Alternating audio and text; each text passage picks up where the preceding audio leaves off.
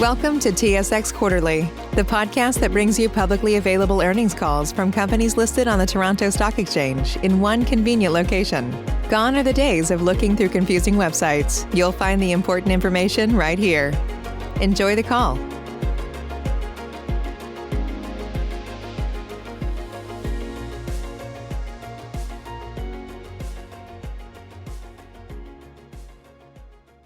Ladies and gentlemen, thank you for standing by. My name is Phyllis, and I will be your conference operator today. Welcome to the Fortis Q3 2021 Results and New 5-Year Capital Outlook conference call and webcast.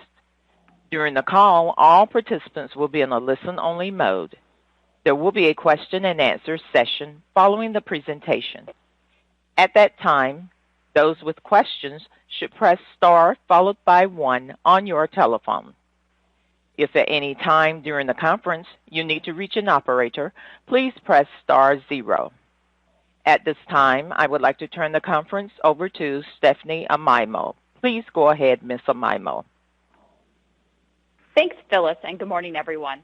And welcome to Fortis' third quarter 2021 results and new 5-year capital outlook conference call. I'm joined by David Hutchins, President and CEO, Jocelyn Perry, Executive VP and CFO, other members of the senior management team, as well as CEOs from certain subsidiaries. Before we begin today's call, I want to remind you that the discussion will include forward-looking information, which is subject to the cautionary statement contained in the supporting slideshow. Actual results can differ materially from the forecast projections included in the forward-looking information presented today. All non-GAAP financial measures referenced in our prepared remarks are reconciled to the related U.S. GAAP financial measures in our third quarter 2021 MD&A. Also, unless otherwise specified, all financial information is referenced in Canadian dollars. With that, I will turn the call over to David. Thank you and good morning, everyone. Today we are pleased to report our third quarter results as we continue to deliver safe and reliable service while navigating through the pandemic.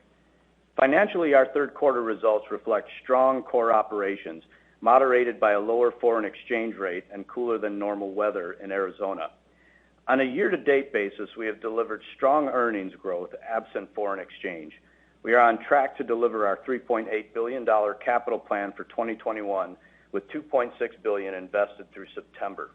Additionally, we recently announced a dividend increase of approximately 6%, marking 48 consecutive years of dividend increases, a record we are very proud of. Before getting into our new 5-year plan, I'd like to discuss the recent executive leadership developments here at Fortis. Last month, we announced that Jim Laurita will retire at the end of the year from his role as Executive Vice President of Business Development and Chief Technology Officer. Many of you know Jim as he has been working in our industry for many years. Jim, we appreciate your immense contributions to Fortis and wish you and Vanita all the best in retirement. And on a personal note, Jim, I'd like to express my sincere gratitude for the guidance, advice, and friendship that you have given me over these last 7 years. Also, we announced the appointment of Stuart Lochray, Senior Vice President of Capital Markets and Business Development. We welcome Stuart to the Fortis family in the third quarter and look forward to his support in building on the momentum across our businesses to execute on our growth strategy. Turning now to slide 5, our new 5-year plan calls for the investment of approximately $20 billion from 2022 through 2026, showing our ability once again to extend our strong underlying organic growth. This balanced low-risk plan is expected to translate into average annual rate-based growth of approximately 6%.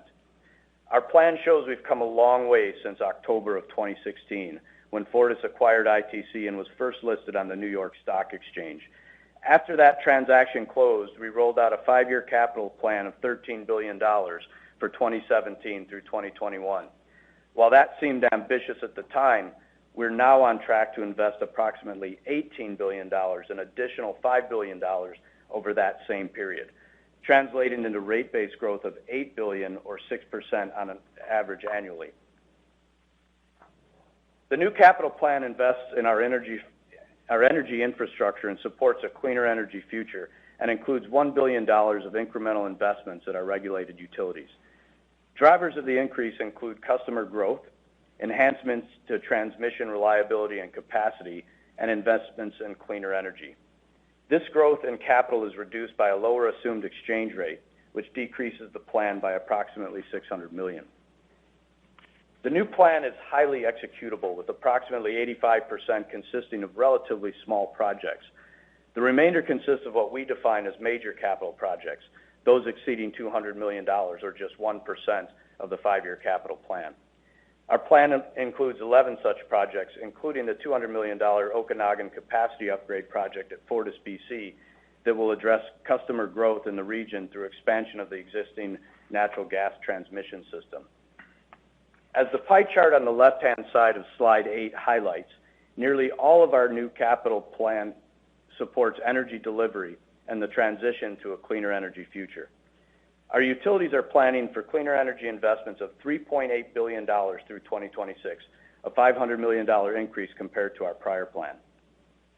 This increase is driven mainly by additional renewables and energy storage in Arizona and renewable interconnections at ITC. In Arizona, Tucson Electric Power expects to invest in 275 megawatts of energy storage and another 90 megawatts of solar projects to support its integrated resource plan and exit coal by 2032. ITC plans to invest in transmission to interconnect renewables, including 2,800 megawatts of generator interconnections in the U.S. Midwest and in multi-value projects. At our Western Canadian electric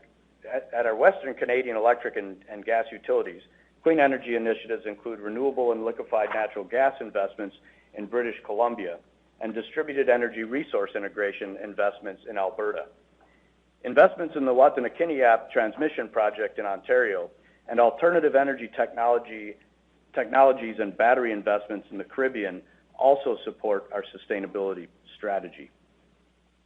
Our carbon emissions reduction target is on track as we reduced emissions by nearly 2 million tons in 2020.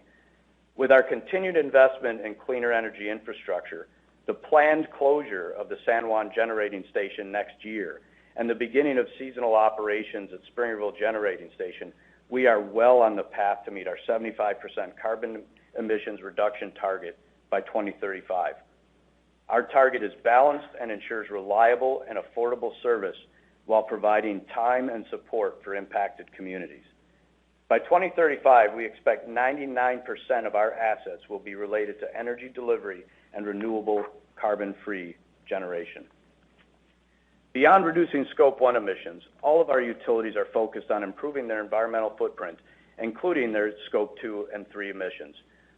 Through investments in RNG and LNG, renewable interconnections, electric vehicles, energy efficiency initiatives, and other efforts, we are working to reduce economy-wide greenhouse gas emissions. In addition to improving our already low carbon footprint, the capital plan also supports steady rate-based growth across our portfolio of utilities.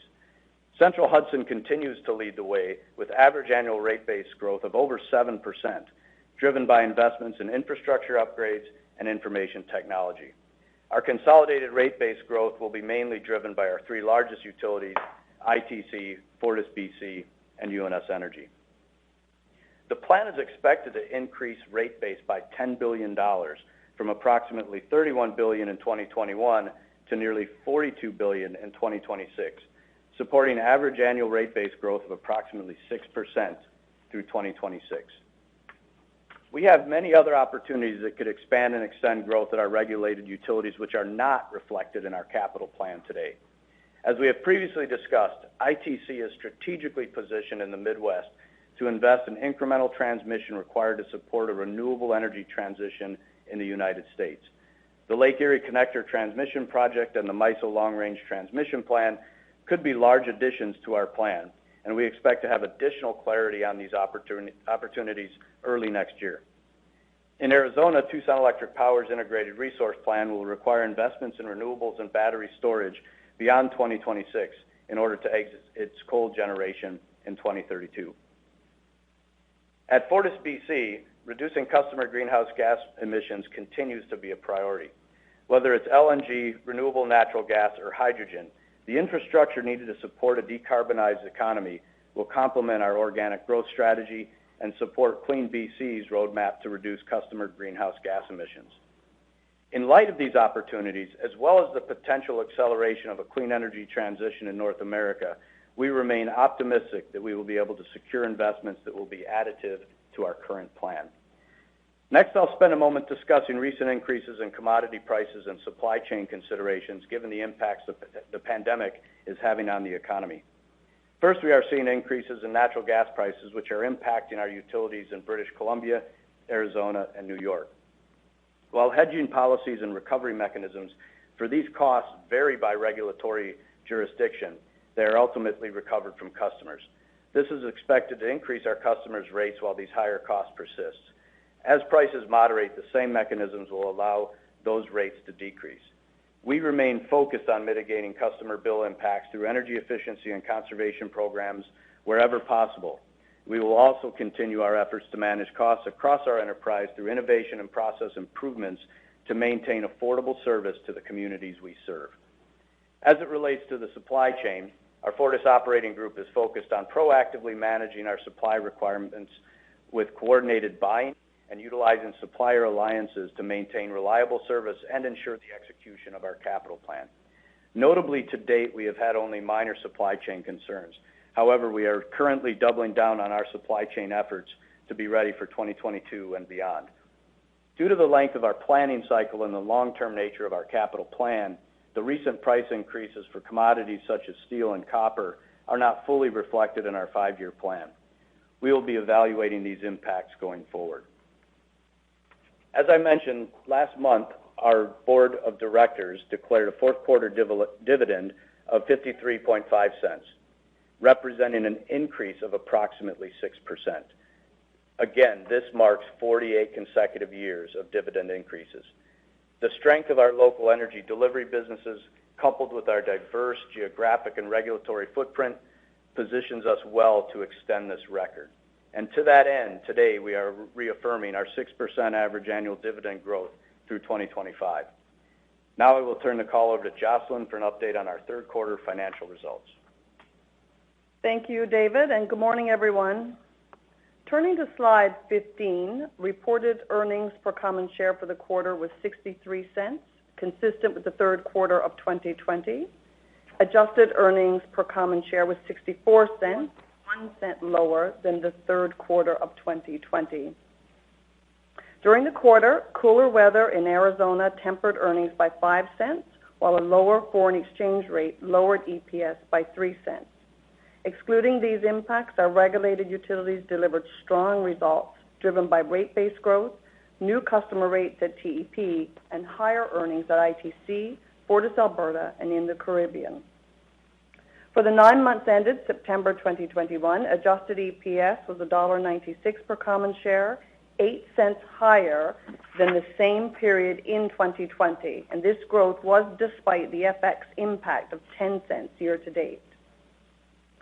Before getting into the specific drivers of the quarterly and year-to-date earnings results, I want to touch on the recent sales trends across our utilities.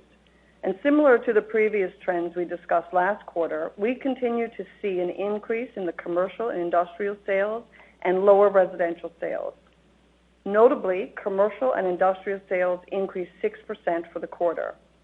Lower residential sales were associated with decrease in work-from-home practices and cooler weather in Arizona, and this was partially offset by warmer than normal weather in Alberta. Taking a further look at Arizona, retail sales were down in the quarter by approximately 8% compared to the same period in 2020 due to cooler temperatures, which reduced air conditioning load in the region, equating to a 5-cent EPS impact. As you can see on the slide, during the third quarter of 2020, Tucson recorded the hottest month on record. Absent weather impacts, retail sales in Tucson were down 1%, driven by lower residential sales, reflecting changes in work-from-home practices, partially offset by higher commercial and industrial sales. Slide 18 highlights EPS drivers for the quarter by segment. At ITC, rate-based growth and an adjustment related to interest rate swaps contributed to a 5-cent increase in EPS. Our Western Canadian regulated utilities contributed a 3-cent EPS increase for the quarter, driven by rate-based growth, as well as higher sales due to favorable weather and the timing of expenditures in Alberta. At our other electric segment, EPS increased by 1 cent, driven by higher sales in the Caribbean due to the continued recovery of the tourism industry. And at our U.S. electric and gas utilities, EPS decreased 3 cents in the quarter. 1 cent was driven by lower earnings in Arizona due to the cooler weather I discussed earlier, and this decrease was partially offset by the impact of new customer rates at TEP effective January 1, 2021. In New York, Central Hudson decreased EPS by 2 cents, mainly driven by the timing of its pending rate decision. A decision is expected to be concluded in the fourth quarter, and once the outcome is finalized, earnings associated with the delay are expected to be recognized. At our energy infrastructure segment, EPS decreased 3 cents, mainly due to realized losses on natural gas contracts at Aitken Creek. Contracts were settled during the quarter of 2021 in consideration of market conditions and favorable forward curves. Higher weighted average shares outstanding issued through the dividend reinvestment plan decreased EPS by 1 cent. And the U.S. dollar to Canadian dollar exchange rate of $1.26 for the quarter compared to $1.33 for the third quarter of 2020, and this unfavorably impacted quarterly results by 3 cents. Turning to slide 19, this waterfall breaks down the EPS drivers year-to-date through September. And to not repeat myself, the EPS drivers for year-to-date largely reflect the same factors discussed for the quarter by segment, except that on a year-to-date basis, earnings were higher in Arizona due to new customer rates at TEP, partially offset by lower sales due to cooler weather and higher operating costs. All in all, our utilities have delivered strong underlying earnings growth year-to-date absent foreign exchange. Turning now to our funding plan, the new 5-year capital plan is expected to be funded with cash from operations, debt issued at our regulated utilities, and our dividend reinvestment plan. With no discrete equity required to fund the capital plan through 2026, the funding plan is largely consistent with last year's plan, and our capital structure is expected to remain steady over the planning period. Overall, we continue to take a conservative approach to running our business, and our funding plan positions us comfortably within our existing credit ratings through 2026. In particular, Moody's CFO to debt metric is expected to average 12% through 2026, and S&P's FFO to debt is expected to average above 11%. Both the Moody's and S&P metrics are above their respective thresholds and provide ample cushion to maintain our current ratings. Turning to recent regulatory developments, first, ITC awaits a final rule from FERC in relation to the supplemental notice of proposed rulemaking on transmission incentives, which proposes to eliminate the 50 basis points RTO ROE incentive. Although any potential impact remains uncertain, every 10 basis points change in ROE at ITC impacts Fortis's annual EPS by approximately 1 cent and would be applied prospectively. Next month, FERC will hold a technical conference in connection with the advanced notice of proposed rulemaking issued in July 2021, focusing on regional transmission planning, cost allocation, and generator interconnection processes. This progress is positive and underscores the important role transmission plays in achieving the Biden administration's climate goals. At Tucson Electric Power, you may recall that in 2019, FERC issued an order accepting formula transmission rates as filed, including an ROE of 10.4% and equity thickness of 54%, subject to refund and settlement procedures. A settlement in principle was reached in August 2021, and the procedural schedule was suspended to allow the settlement to be finalized.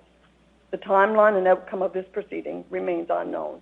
In New York, Central Hudson filed a joint proposal in August seeking a 3-year rate plan effective July 1st, 2021.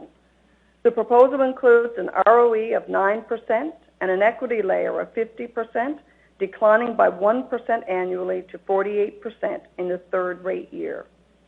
The proposal also reflects the use of existing regulatory balances and other measures to reduce bill impacts, as well as initiatives to support the state's climate goals.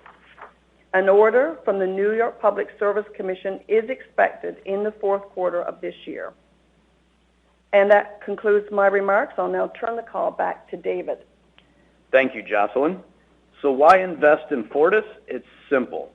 With the strength of our utilities and local business model, we offer long-term, low-risk, diversified growth, as demonstrated by our new 5-year capital plan, a plan that supports our dividend growth guidance through 2025. We remain optimistic about the path ahead as we pursue incremental growth opportunities that will allow us to deliver a cleaner energy future for all our stakeholders. I will now turn the call back over to Stephanie. Thank you, David. This concludes the presentation. At this time, we'd like to open the call to address questions from the investment community. Thank you. Ladies and gentlemen, we will now conduct the question and answer period. If you would like to now register a question, please press the star followed by the 1 on your telephone. If your question has been answered and you would like to withdraw your registration, please press the pound sign. If you are using a speakerphone, please lift your handset before entering your request, and we kindly request you to speak loudly and slowly to ensure all participants can hear your questions. One moment, please, for the first question. Hi, I'm Pete. I'm an IT manager / superhero. Pete, bad news. What happened? I put a very expensive latte on top of my car, drove off, and it spilled. It's bad. How's that my problem? Oh, my laptop was up there too. Okay, that's why we use connection services to manage our cloud. Everything's backed up. I can access your stuff remotely. You won't miss a meeting. I really wanted that latte, Pete. For hardware, software, support, and empathy. For Pete's sake, connect with Connection. The level of connection you feel in your home dramatically influences your experiences there.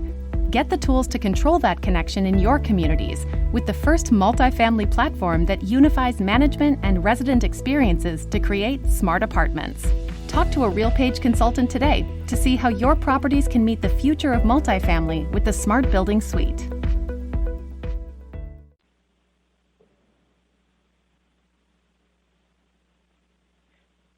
Your first question comes from the line of Maurice Choi with RBC Capital Markets. Thanks, and good morning. My first question is to just pick up on the 6% rate-based growth you've announced. Any thoughts on what this rate-based growth may translate to in terms of EPS growth? And taking this a step further, have you seen a change in your ability to achieve a similar 6% translation versus, say, in the past? And has that ability changed? What has changed? Yeah, thanks, Maurice, and good morning. Good to hear from you again. As you know, we don't give earnings guidance, and we obviously give rate-based guidance as a proxy to somewhat. And of course, on a longer-term basis, we would expect rate-based growth and earnings guidance to converge. Obviously, in a business like ours where we have different regulatory cycles and ups and downs, et cetera, in investment, it's not linear, but on a longer-term basis, I mean, that's what we would all expect. Thank you. And my second question is on the dividend growth guidance. You've reaffirmed your growth guidance, which takes you to 2025. Traditionally, we've seen you extend this guidance in lockstep with the length of your capital plan. Is it a case of maintaining flexibility in the outer year, or is that something else that motivated this decision? Thanks, Maurice. You answered the question yourself. But 4 years is still a long time to be given dividend guidance, and we wanted to make sure that we were reaffirming the guidance that we had put out there and keeping that, and obviously showing a plan that supports that, which is key. And that, of course, paired with our track record of hitting that, I think is the right spot to be in. But as we see, in essence, $500 billion of additional investment opportunity and government support in the U.S. related to the budget reconciliation bill, we think that there's going to be a lot of opportunities in the tail end of our 5-year plan. As we mentioned some of them, but there's this big bucket of what does all of these additional investments mean? Does it drive for a faster clean energy transition in the U.S. Translate into additional investments for us? And we think that answer is yes, but we have to see how that trickles down over time. So we'd like to maintain some flexibility in the tail end of our 5-year forecast to be able to address that. Thanks. And maybe just a quick follow-up and just to tie this first and second question together then.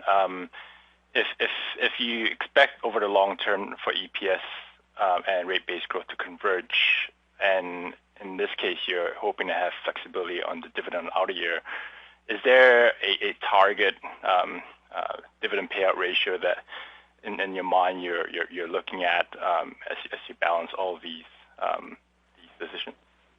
Not really, Maurice. I mean, these are conversations we have every year with our board of directors to, based on the situation in that year and how we see things on a going forward basis. So we don't have a target in mind as we sit here today. Okay, thank you. Our next question comes from the line of Ben Pham with BMO. Please proceed with your question. Hi, thanks. Good morning. First question on the quarter specifically. Do you expect any of your segment results in Q3 to reverse into Q4, whether positive or negative, or do you expect that to mostly flow into your realized ROE? Yeah, the question, I'll kick over to Jocelyn. It's breaking up a little bit there, but whether or not we see any earnings timing between Q3 and, say, Q4, do we expect any of this to reverse? Hi, Ben. Thanks for the question. Yeah, we do have some timing. We referenced Central Hudson's rate case. Clearly, that's a deferral of earnings that we expect, that we would have originally expected in Q3 because new rates were to be effective July 1st, but now that's moved to Q4. We did have some timing of some cost also in Alberta that we, did move earnings to Q3 versus Q4. But outside of that, no major other timing variances that we see between the quarters. Okay, great. And your comments around the commodity price situation not being reflected in your base plan, should we read that as more there's a flow through upside to your CapEx if you start to bake that in, or is it more reflected that it could temper your growth outlook with the rising prices on the commodity side? Well, Ben, we have a base capital plan that's real projects. So if those projects have higher costs, then those costs would be built into that capital and would end up getting passed through as higher costs and capital costs, et cetera, on a going forward basis to customers through rates. So we do have to pay attention very closely to control those costs because we want to make sure we're getting the most bang for the invested buck for our customers. But at the end of the day, it wouldn't drop out capital projects. It would just increase the cost of them, which makes us really focus on across our entire footprint and every one of our subsidiaries to focus on other cost reductions that we can do for our customers to help them manage the bill impacts. Now a lot of these things that you have to remember from a capital perspective, a lot of these projects don't necessarily add to customer rates. So just for an example, in Arizona, when we are shutting down our coal plants and replacing them with solar and battery storage, that actually saves our customers money. So there's some of that in there as well. Okay, great. And maybe last, if I may, acquisitions, would love your updated comments on that as you rolled over the CapEx program, whether large scale or smaller scale. Updated on what? I missed the question, Ben. Updated on M&A? Yeah, love your thoughts on appetite for M&A as you've gone through your budgeting process and looked at upside to the plan, downside to the plan, and I know you've communicated thoughts on that in the past, but would want to hear if you're more maintaining your past view, or is there a slight change in appetite? Yeah, it'll probably sound really familiar. I mean, this is a big capital plan. It's a big deal to get the $20 billion capital plan put together. It'll be a big deal to execute it, but we're not resting on our laurels and saying $20 billion capital plan is enough. So we're going to be out shaking the bushes looking for additional investment opportunities that are right for our customers and our stakeholders and our shareholders. So we will continue to keep that as our number one focus. That doesn't mean we're sitting here asleep at the switch and not paying attention to things that are going on in the market and looking for opportunities that can add value for our shareholders as well. So we will continue to be, good fiduciaries looking for opportunities to find value even outside the capital plan for our company, like we always have been. Okay, that's great. Thank you. Our next question comes from the line of Linda Ezergailis with TD Securities. Please proceed with your question. Thank you. I'm wondering, as you look at those opportunities out there, what sort of guardrails are you imposing on your world of possibilities as it relates to geographies, technologies, commercial attributes, and specifically interested to hear whether you see any initiatives around hydrogen of whatever color or attributes or carbon capture as within the range of possibilities, and how they might manifest themselves in leveraging your competencies and your existing footprint. Yeah, Linda, we don't really have any guardrails around looking at some of these investment opportunities, because we are going to probably cast a pretty wide net, but they have to fit within our risk return profile, right? So if we're going to do an investment, it has to look like a lot like a regulated investment always has looked to us. So whether it's looking at things like hydrogen or carbon capture, utilization, storage, I mean, each one of our jurisdictions has different pieces that they're looking at for some of these new technologies. Out in British Columbia, renewable natural gas, hydrogen opportunities, that's where we're going to probably be looking at that and testing the water. But if the investments don't meet our risk return appetite, then we won't do them. But we don't have any really guardrails on those types of investments. We don't start with any guardrails on that. Now we have got a great sustainability picture as we sit here today with 93% of our assets being T&D, and we will always have in the back of our mind the fit on investments and how that impacts or affects our ESG profile as well. Okay, thank you. And maybe just some thoughts around when you are considering new projects or opportunities, how you might approach the financing part of the equation. In the past, you have looked at partners for various reasons. Those tended to not have come to the top of the list. Now you might have some sustainability financing linked opportunities as well. Can you just talk about how you think you might approach financing any additional opportunities? Thanks, Linda. This is Jocelyn. Yeah, I think, with additional capital above and beyond the base plan, I've said this before, and this may also sound like an old story, but, everything goes on the table. We have used partners. We typically like to do it ourselves, but we have used partners. Depends on the size of the project. You're absolutely correct that you're going to see more sustainability-linked financings associated with our investments, because the investments are likely to be in the space of the green energy investments with what's happening, particularly in the U.S. But at a very high level, everything goes back on the table because it depends on the amount of growth and the timing of growth. We will look at everything from asset sales to equity to partners and everything in between. So I think everything goes back on the table.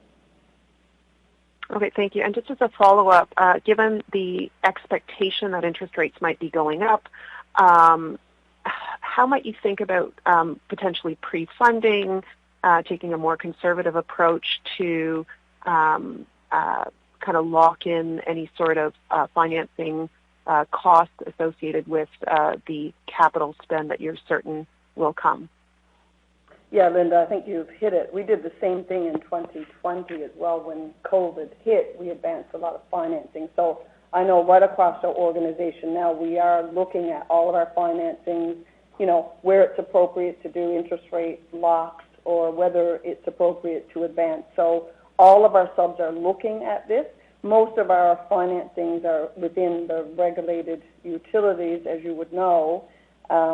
And in some of those utilities, we do have mechanisms whereby the interest costs or rising interest costs are actually included in regulatory deferral mechanisms or a part of the PBR structure where it's shared with customers. But yes, it is something that we're always looking at, and advancing financings is certainly one of the options.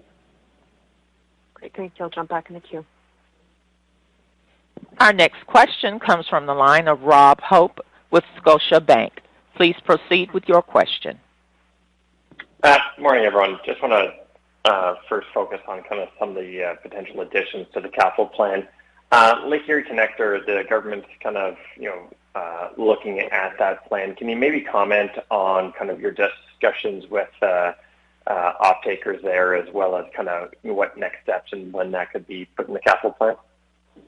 Yeah, there's only one off-taker, and that is the ISO. So that's the contract negotiations that we are currently in the midst of. There's not really much to tell you in the middle of contract negotiations. Obviously turning term sheets back and forth and trying to come to the agreement of the deal structure. We do expect, and the Minister of Energy in Ontario is requesting that report back by the end of this year. So we are going as fast as we can to make sure we get that done by the end of the year and get that report back to the minister. All right, that's helpful. And then just taking a look at Fortis BC, we saw some CapEx move in this plan. Can you kind of give us an update on some of the larger opportunities there, including additional LNG as well as kind of the wood fiber project connection and where these all stand? Yeah, certainly. I'm actually going to turn that one over to Roger Dell'Antonia, who's the CEO of BC, and he's on the line. Roger, will you want to address that? Yeah, morning, everyone. Thanks for the question, Rob. So on wood fiber, continuing to work closely with wood fiber, they are looking to make FID here potentially as early as the end of the year. So progressing that project, but nothing materially new on the expectation that we laid out, I think, last quarter.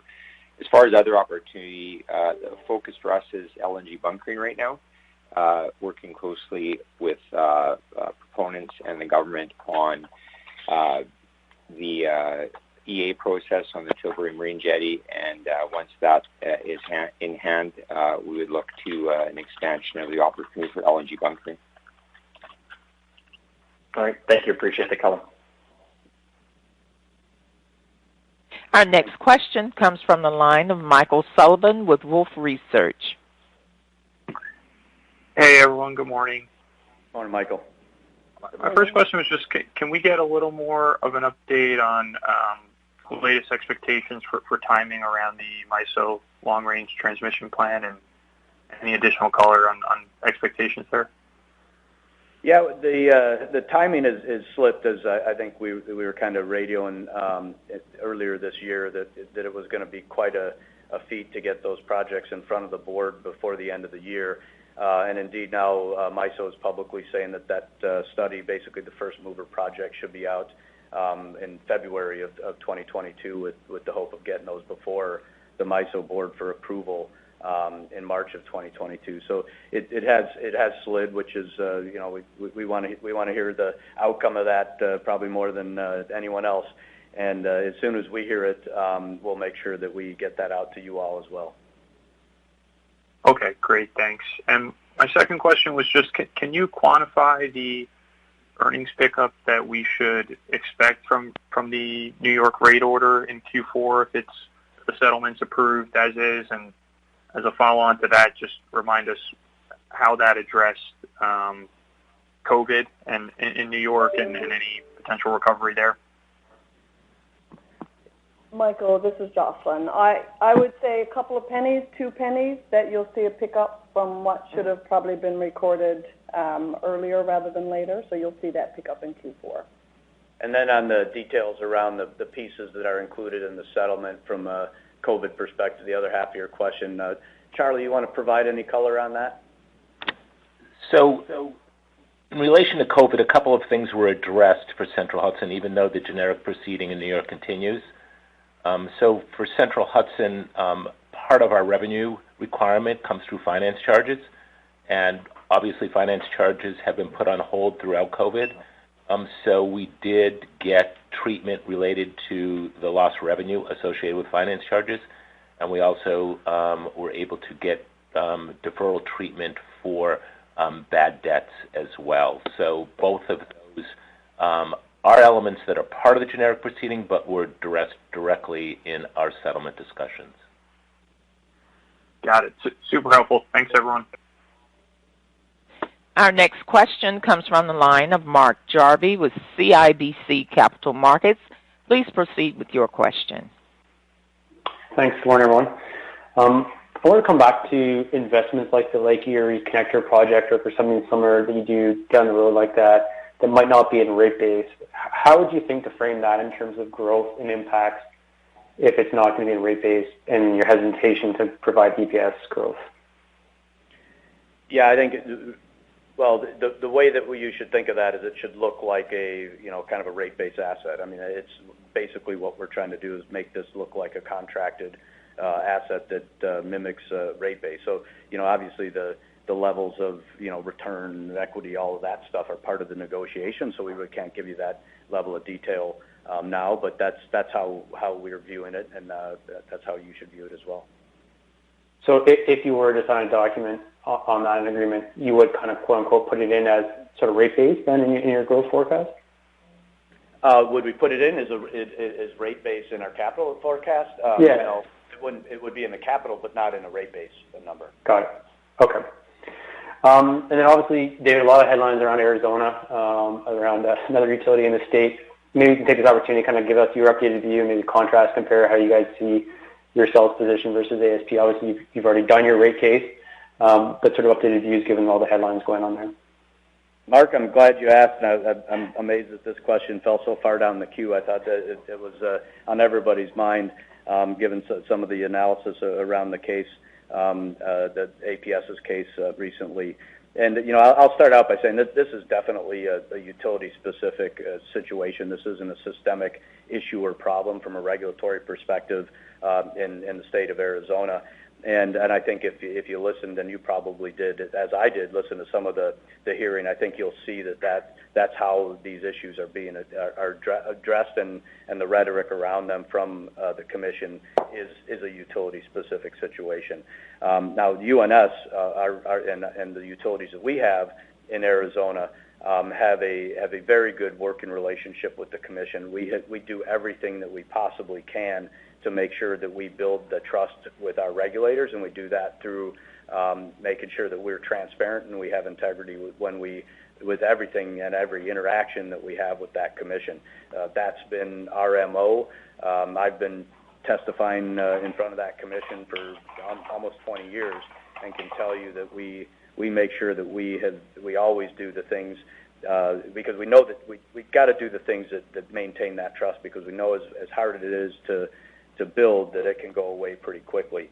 And I think the most important part of our business structure from a Fortis perspective is the fact that we have a business model that has the people on the ground in our jurisdictions managing these relationships. That's absolutely critical to make sure that we maintain them and know exactly where those regulatory outcomes are going to come. And speaking of regulatory outcomes, you mentioned, this was just, I can't believe it was less than a year ago.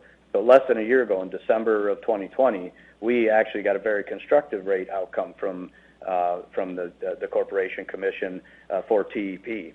that I think is indication. It was in the middle of COVID. We're still in the middle of COVID. There's not a lot of things that are different, but we obviously got quite a bit of different treatment and quite a bit different outcome than what you're seeing. So I guess that's a long way of saying that the situation there shouldn't be projected through to other utilities in the state, including ours.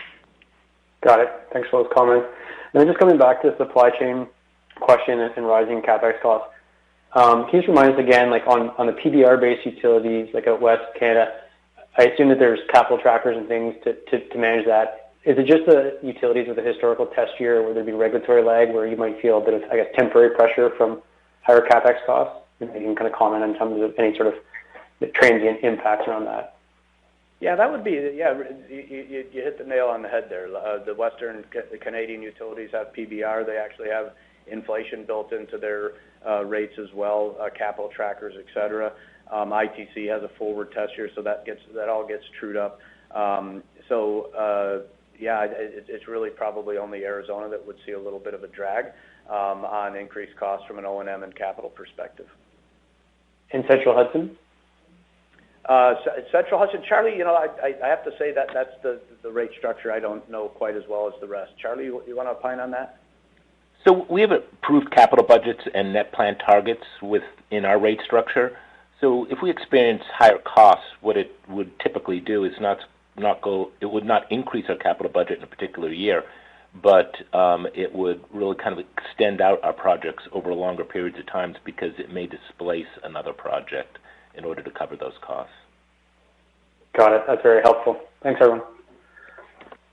Thank you. Our next question comes from the line of Andrew Cusick with Credit Suisse.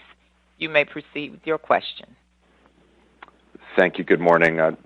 Probably a question to start off with David, and it's really about your last home state in the U.S. and Arizona, and there UNS as a standalone and really under the Fortis umbrella, not really impacted by a lot of the regulatory noise. And I guess it's a bigger, broader question just from a regulatory philosophy.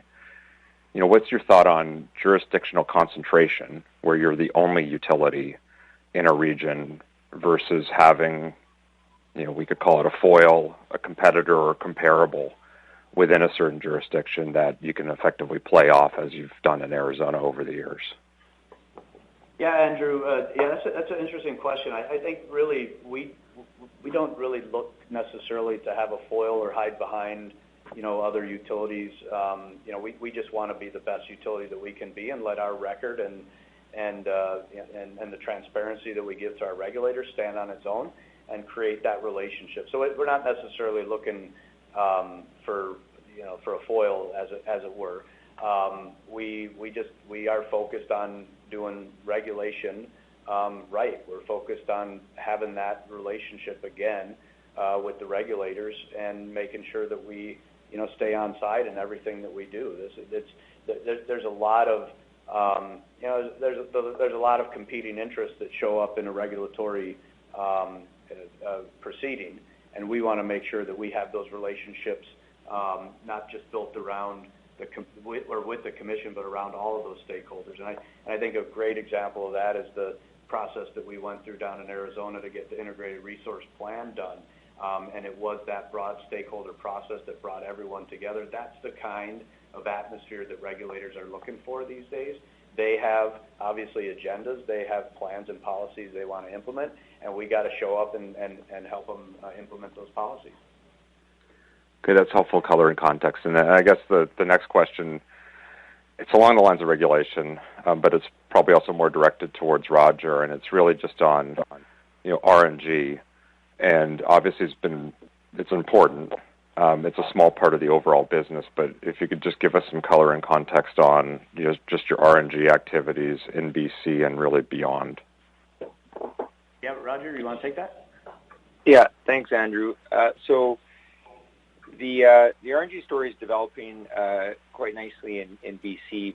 Back in the summer, the BC government amended the greenhouse gas regulation around RNG. So we had previously a 5% renewable portfolio allowance, if you will, and that got moved to 15% and included additional renewable gases such as green hydrogen, lignin-based fuels from the forestry industry. So we announced our 30 by 30, which included 15% of our natural gas portfolio coming from renewable gases by 2030. We're probably a third of the way there with signed contracts. I think we're just over 8 petajoules approved by the BCUC. We have a couple more contracts that we still have to file, so we're approaching 10 petajoules in about the first 2 years of announcing our plans to increase RNG. So we're well on track to get to the target we set for ourselves in 2030. BC government just announced Clean BC, which is a very ambitious plan on carbon reduction. So we expect further opportunities on the RNG front to come. And if I can, maybe just one follow-up on that. And Roger, how broad-based are your procurement activities? Because we talked to a number of utilities that increasingly have RNG goals and aspirations, but there's only so much of it out there. So how broad-based are your acquisition activities at this stage? Right now, we're signing procurement deals across North America. So we've got, I think now, 2 contracts approved from U.S. projects. We have a handful of contracts approved outside of BC, Alberta, and Ontario. So we're really looking at RNG from a North American grid perspective. Anything that we can tie into the grid that can be delivered to BC is what we're pursuing. So we have a pretty big footprint. Your comment on more utilities chasing RNG, I think, is a fair one. It's why hydrogen over time will become an increasingly important part of the mix. It won't simply just be the landfill waste water treatment plants or agricultural. That'll still be important, but I think hydrogen, blue, green, or otherwise, will be an increasing part of the renewable gas mix. Okay. Thank you very much. Our next question comes from the line of David Quezada with Raymond James. Please proceed with your question. Thanks. Morning, everyone. So my first question here is just on the topic of inter-regional transmission planning as it relates, I guess, to ITC. I understand FERC has had some discussion with the industry on the right of first refusal for incumbent utilities. There's been some discussion around that, as well as potential requirements for more in-depth, I guess, inter-regional transmission planning. Just curious how those concepts, how you see them developing, and how that could affect things at ITC, maybe in the longer term. Yeah, thanks for that, David. That question, David. I'll turn that over to Linda to address. Great, thank you, and good morning. Thanks, David, for the question. Yeah, look, I think it's hard to specifically know or understand how FERC will specifically address the ROFR issue. I can tell you that it's definitely on their radar screen. I think there was a significant amount of comments that were made around the ROFR, the competitive provisions of Order 1000 in the ANOPR comments that were filed. I mean, there have been some comments made by over various points in time that have indicated that they also believe that those competitive provisions of Order 1000 have stood in the way of realizing sort of these regional transmission projects. So from our perspective at ITC, we have actively been pursuing ROFR legislation in our various states. We have ROFRs in Iowa, we have a ROFR in Minnesota, and we are in the process of pursuing, along with other utilities, a ROFR in Michigan. So to the extent that we can reinstate the right of first refusal in our footprints, it certainly would protect us in terms of any future, regional transmission projects. But I do think FERC needs to address the issue more holistically. Because I think right now approximately half of the states in the U.S. are covered under, kind of ROFRs, or the competitive provisions don't apply because their members are not in an RTO. So it's not a holistic proposal, the way at least it's currently structured, and we're hopeful that FERC understands that these competitive provisions have really stood in the way of realizing the needed investment in transmission to facilitate sort of the new green economy. That's great color. Thank you for that, Linda. And then maybe just one other one for me. I saw a comment, I guess, in the presentation about IPP interconnections in Western Canada. I'm just curious if what nature of projects those are. Would that be your share of transmission investments in Alberta or something different? Yeah, those are just connections to Alberta's distribution system that we own out there. So there is a lot of activity in Alberta related to distributed resources, and of course that needs us to interconnect them, and that's what that references. Understood. Thank you very much. Yep. Again, if you would like to ask a question, please press star then the number 1 on your telephone. Our next question comes from the line of Matthew Weeks with iA Capital Markets. Please proceed with your question. Good morning. Thanks for taking my question. I think some of the kind of downside to earnings on Central Hudson was quantified a little bit. I was wondering if you'd be able to provide some color or quantify how much maybe of a positive impact one-time events might have had at ITC in terms of the interest rate swap adjustment and the timing of expenditures in Alberta and maybe some one-time adjustments there as well. Matthew, with respect to the swap adjustment that we made at ITC, this related to a swap that had been executed previously, and this was just truing up some amortization related to a swap that they had, and that was pushing 2 pennies in the quarter. You won't see that again. That's just more like a one-time thing. With respect to Alberta, I would say from a timing from Q3 to Q4, potentially with respect to expenses, probably about a penny. I mean, that's all we're talking about. It's not material in terms of what we're seeing between one quarter and the other, but that's about the extent of the changes between the quarters. Okay, thank you. That's helpful. I'll leave it there and turn the call back. Our next question comes from the line of Darius Losney with Bank of America. Please proceed with your question. Hi, good morning, and thank you for taking my question. Most of them have been answered already, but just to come back to COVID as it relates to the Central Hudson settlement, just wanted to clarify, there's some language in there about, I believe it's Central Hudson potentially convening some discussions to specifically discuss the resolution of arrears that are related to COVID.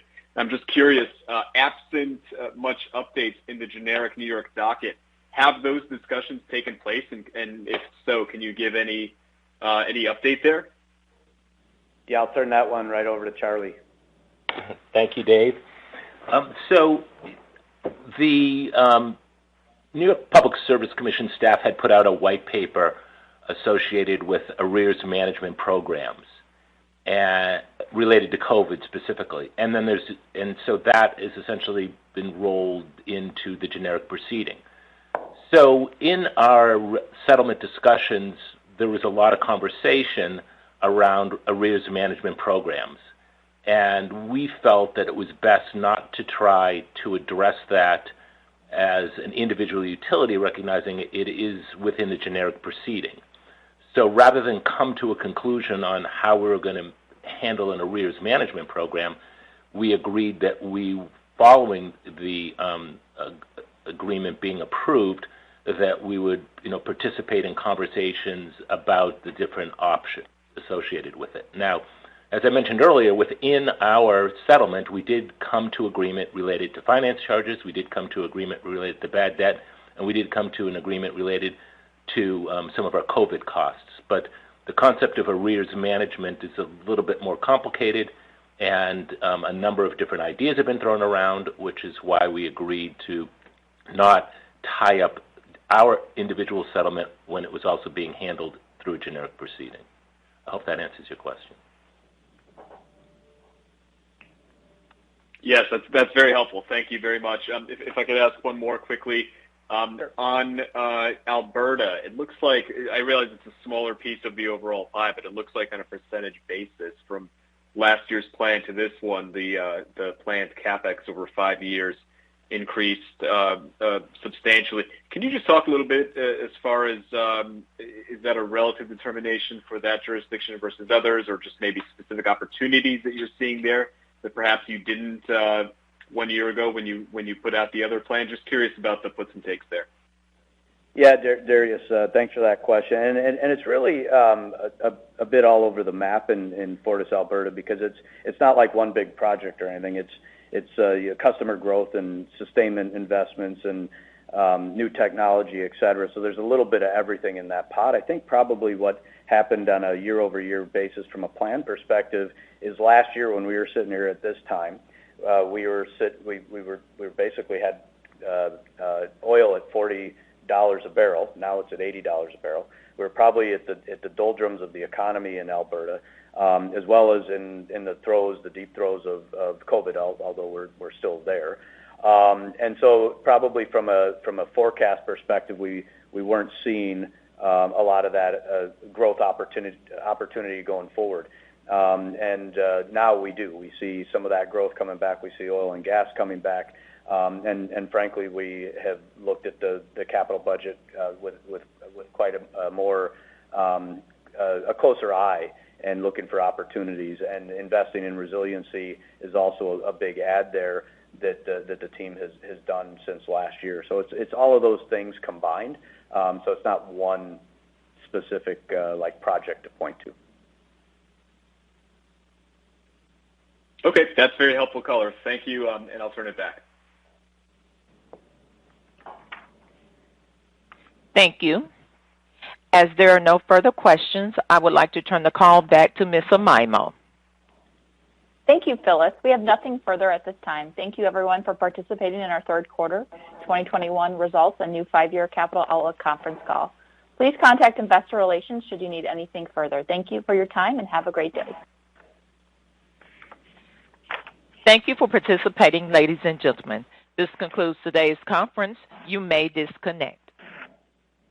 Hi, I'm Pete. I'm an IT manager / superhero. Pete, bad news. What happened? I put a very expensive latte on top of my car, drove off, and it spilled. It's bad. How's that my problem? Oh, my laptop was up there too. Okay, that's why we use connection services to manage our cloud. Everything's backed up. I can access your stuff remotely. You won't miss a meeting. I really wanted that latte, Pete. For hardware, software, support, and empathy. For Pete's sake, connect with Connection. Some coffee's fast, but not fresh. Some coffee's fresh, but only after a long wait. Speedway coffee is made fresh at the push of a button, hot or iced, so you can have fresh coffee your way, right away. Find a store near you at speedway.com/locations.